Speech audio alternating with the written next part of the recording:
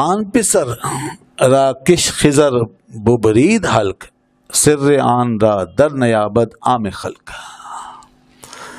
آن پسر را کش خزر. اب دیکھیے مثال جو آپ اوپر سے سوچتے آ رہے تھے نا کہ یہ بندوں کے ساتھ ایسا معاملہ ہو سکتا ہے کہ وہ فرشتوں کی طرح اس باطنی نظام کا حصہ بنے اور پھر وہ کوئی کام کریں یہاں اور وہ بظاہر شریعت کے خلاف بھی ہو اور پھر وہ ٹھیک ہو. تو اس کے لیے مثال اب خضر علیہ السلام کا واقعہ.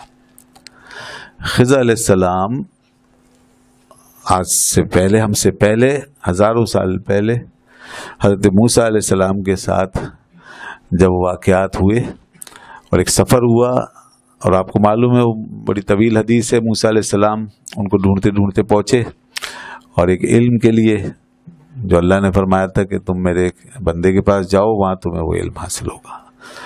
تو جب وہاں پہنچے تو پھر ان کو انہوں نے پا لیا. جب پا لیا تو پورا واقعہ تو آپ کو معلوم ہی ہے، مچھلی زندہ ہو کے وہاں سے بھاگی تھی. تو پھر اس کے بعد انہوں نے کیا عرض کیا کہ حل اتبعک علی ان تعلمنی مما علمت رشدا. کیا آپ مجھے اجازت دیں گے میں آپ کے ساتھ چلوں پیچھے پیچھے آپ کے، اس شرط پہ کہ آپ مجھے سکھائیں گے جو آپ کو سکھایا گیا ہے رشد سے، اس صحیح درست علم سے، تو آپ مجھے سکھائیں گے اس سے. تو انہوں نے اجازت دی تھی اور کچھ شرائط رکھ دی تھی کہ بھائی سوال نہیں کریں گے جب تک کہ میں خود یہ راز آپ پر نہ کھول دوں. تو اب مختصر یہ کہ اس میں 3 کام ہوئے، 3 باتیں ظاہر ہوئیں اور تینوں پر ہی حضرت موسیٰ علیہ السلام نے اعتراض فرمایا، تینوں پہ اعتراض کیا. اور 2 اس میں کام ایسے تھے جس میں کہ بگاڑنے کا عمل پایا گیا، یعنی تخریب کا عمل، ڈسٹرکشن ہوا ہے، اور ایک جو ہے وہ ہوا ہے تعمیر کا عمل. ایک تو وہ کشتی توڑ دی، یہ بگاڑنے کا عمل ہوا، اور ایک بچے کو قتل کیا، یہ بھی ایک بگاڑنے کا عمل ہوا، تخریب کا عمل ہوا. اور ان دونوں پہ وہ ایک دم سے بولے کہ یہ تم نے کیا کیا اور یہ کتنا برا کام کیا، کشتی توڑ دی اچھی بھلی.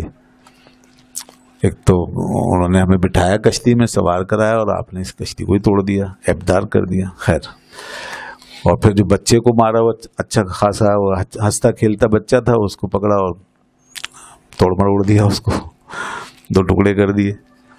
تو اس پر بھی موسیٰ علیہ السلام نے اعتراض کیا کہ یہ آپ نے کیا کیا ہے، اس بچے کا کیا قصور ہے. یہ اسی کا ذکر ہے یہاں. اور تیسرا جو تعمیر کا کام تھا، وہ ایک دیوار تھی جو ایک قوم کے لیے بنا دی تھی انہوں نے، اور یہ قوم وہی تھی جنہوں نے کھانا وغیرہ کچھ نہیں پوچھا، اور یہ مہمان کی حیثیت سے گئے، اور وہ مہمان نوازی وہ جانتے ہی نہیں تھے.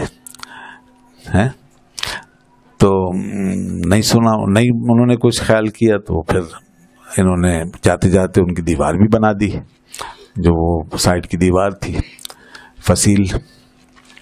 خیر، اس پہ بھی انہوں نے اعتراض کیا. وہ اعتراض اس طور پہ تھا کہ آپ نے یہ ان کے ساتھ کیوں کر دیا، جبکہ انہوں نے تو مہمان نوازی کا بھی کوئی فرض پورا نہیں کیا.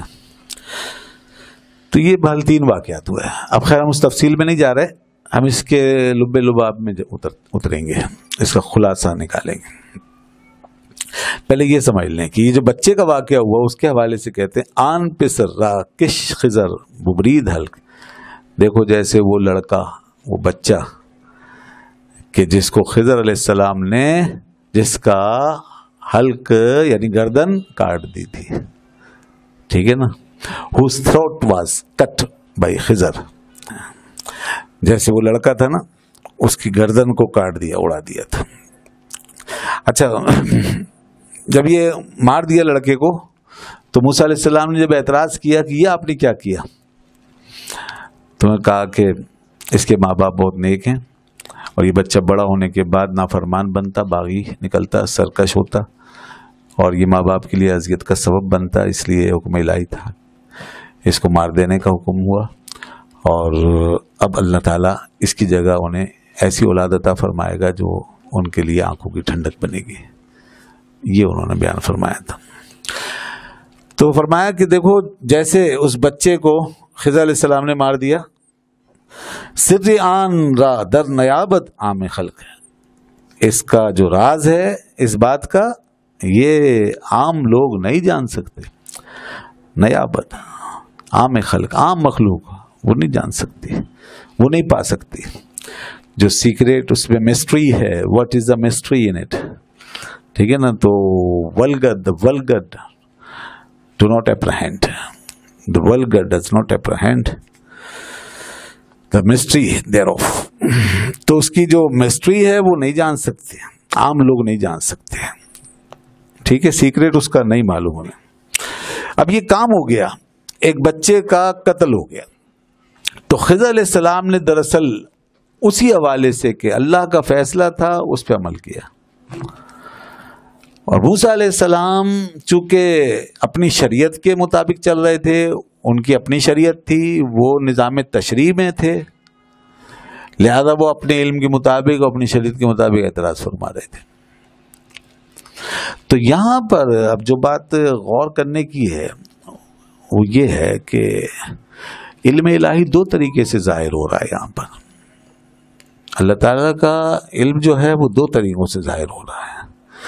ایک وہ ظہور ہے جو موسیٰ علیہ السلام کے ساتھ ہے، اور دوسرا ظہور وہ ہے جو خضر علیہ السلام کے ساتھ ہے. جو موسیٰ علیہ السلام کے ساتھ علم کا ظہور ہوا ہے، علم الہی کا، وہ ہے اس کے احکام کا علم، اس کے اس نظام کا علم جس پر کہ جو ہمارے لیے لاگو ہوتا ہے، جو ہمارے لیے ضابطہ بناتا ہے، اصول دیتا ہے، ایک ضابطہ کلی اور نظام حیات جو پورا جس کے اندر ہمیں سکھایا جاتا ہے. تو وہ اس نظام کے طور پر جو علم اللہ تعالیٰ کا دنیا میں آیا ہے، یہ علم جو ہے علم تشریع کہلاتا ہے. موسیٰ علیہ السلام اس علم کے حامل ہیں، ٹھیک ہے جی. اور جس کے پاس یہ علم ہے نا وہ افضل ہے.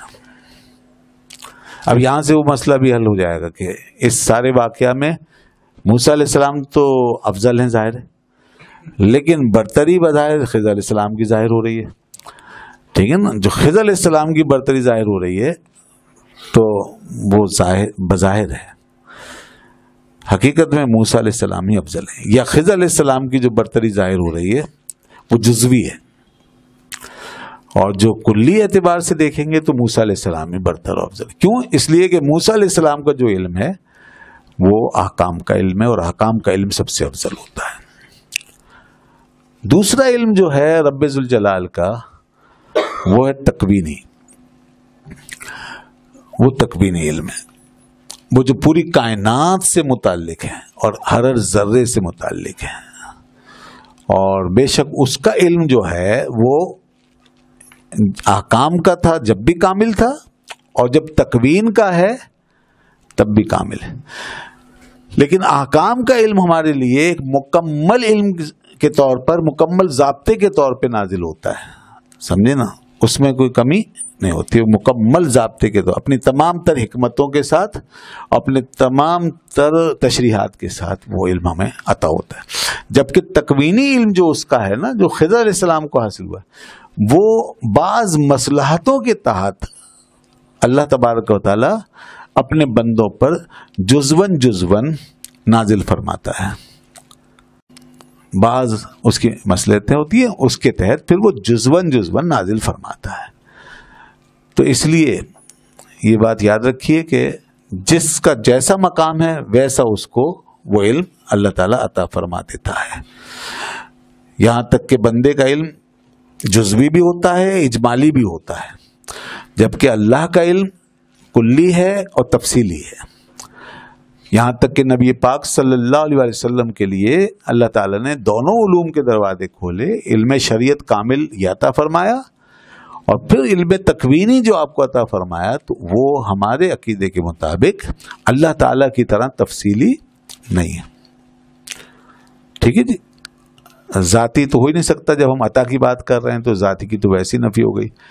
تو اب وہ جو عطا ہوا تو اس میں بھی یہ فرق ہے کہ وہ اجمالی ہے، اگرچہ ہم اسے کلی کہتے ہیں مگر بطریق اجمال.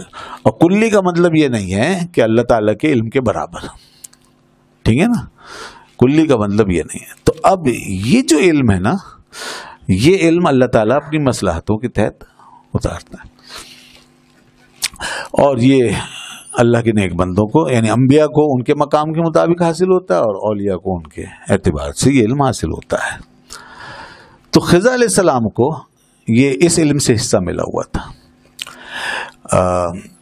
اب اس لحاظ سے دیکھیں تو موسیٰ علیہ السلام کا درجہ ہی زیادہ ہوا، کیونکہ ان کا علم تشریعی ہے اور کلی ہے، ٹھیک ہے نا، یعنی علم تشریع کلی ان کا اس وقت کی جو ضرورت تھی اس کے مطابق انہیں حاصل تھا۔ باقی یہ علم کا ایک دوسرا پہلو تھا، تو اس حوالے سے خضر علیہ السلام کو اللہ تعالیٰ نے جو صلاحیت عطا فرمائی تھی اس پر وہ عمل کر رہے تھے۔ اب رہ گئی یہ بات کہ کیا کوئی اپنے علم تکوین پر عمل کر سکتا ہے جبکہ وہ شریعت کے خلاف ہو؟ اگر وہ شریعت کے خلاف ہے تو کیا اس صورت میں بھی اپنے اس تکوینی علم پر عمل کر سکتا ہے کوئی بھی شخص؟ جیسے آج کوئی یہ دعویٰ کرے کہ مجھے علم تکوین حاصل ہے لہذا میں یہ کام کر رہا ہوں، تو اس طرح تو شریعت باطل ہو جائے گی پھر، اور اس کا اعتبار ہی ختم ہو جائے گا۔ تو یاد رکھے کہ چونکہ اب اس وقت ہماری شریعت میں یہ ہے کہ یہ شریعت پوری کائنات کے لیے اور قیامت تک کے لیے لاگو ہے، اور صرف ایک ہی شریعت ہے، لہذا اس میں کوئی استثناء نہیں ہے، اور اس کے مقابلے میں کوئی اپنے تکوینی علم پر نہیں چل سکتا۔ اگر کسی کو الہام یا کشف کی صورت میں کوئی چیز حاصل ہو بھی جائے تو بھی وہ اس پہ عمل درآمد نہیں کرے گا تب وقت کہ شریعت کے مطابق نہ ہو۔ یہ اب سب کے لیے حکم ہے اس شریعت میں، جبکہ ہم سے پہلے کا معاملہ یہ تھا، جیسے خضر علیہ السلام کی بات ہو رہی ہے کہ اس وقت شریعتیں مختلف تھی، اس وقت شریعتیں مختلف تھی، اور موسیٰ علیہ السلام کی اپنی شریعت تھی، اور اس وقت اور انبیاء جو آئے ہوئے تھے ان کی شریعتیں ان کے ساتھ تھی۔ خضر علیہ السلام اکثر امت کے مطابق خود ایک پیغمبر ہیں، لہذا جو کچھ انہوں نے کیا وہ اپنی شریعت کے تحت کیا، اور پہلے پچھلی امتوں میں اس طرح کے علم پر عمل کیا جا سکتا تھا کسی بھی شریعت کے اندر رہتے ہوئے، خواہ وہ دوسری کسی شریعت کے خلاف ہی کیوں نہ ہو۔ تو جیسے خضر علیہ السلام اپنی شریعت کے اندر رہتے ہوئے علم تکوین پہ عمل کر رہے تھے، اور اس بچے کے ساتھ جیسے کیا، اور وہ جو کشتی میں سوراخ کیا وغیرہ جو بھی، تو اس طرح اس وقت ہو سکتا تھا کہ کوئی بھی اپنی شریعت کے تحت یہ کام کر لیتا تھا، اور مطلب یہ اس پر اس کی شریعت کی پابندی ہوتی تھی۔ تو موسیٰ علیہ السلام کی شریعت میں چونکہ اس کی اجازت نہیں تھی، لہذا انہوں نے اس روح سے اس حوالے سے اعتراض کیا، اور ہمارے یہاں چونکہ شریعت ایک ہی ہے، کوئی اور نبی نہیں سوائے آپ صلی اللہ علیہ وسلم کی نبوت کے، لہذا اب کوئی بھی شخص دنیا میں کبھی بھی کھڑا ہو کے یہ نہیں کہہ سکتا کہ مجھے الہام ہوا، مجھے یہ ہوا، میں اب اس پہ چلوں گا یا اس پہ چلوں، کوئی دوسرا راستہ ہی نہیں ہے، کوئی دوسری گنجائش نہیں ہے۔ ایک شریعت حتماً قطعی طور پہ حتماً و قطعاً ہم پہ نافذ کر دی گئی ہے، بس یہ آخری فیصلہ ہے رب ذوالجلال کا، باری تعالیٰ کا۔ تو اس لیے اب یہ ہے ہمارا معاملہ۔ باقی علم کی بات دیکھیں، وَعَلَّمْنَاهُ مِن لَّدُنَّا عِلْمًا آیا، یہ خضر علیہ السلام کے اس علم کی طرف اشارہ ہے جو ان کو عطا ہوا علوم تکوینیہ سے، تو وہ علم ان کو حاصل ہوا۔ ٹھیک ہے جی، سمجھ گئے یہ پوری بات۔ تو اب رہ گیا یہ مسئلہ کہ یہ جو بادشاہ ہے جس نے یہ کام کیا، یہ کس پوزیشن پر ہے، یہ کون سا کس زمانے کا واقعہ ہے؟ تو دیکھیے یہاں پر اس بات کی وضاحت نہیں ہے کہ یہ ہماری شریعت کا واقعہ ہے، یہ پچھلی امتوں کا واقعہ ہے۔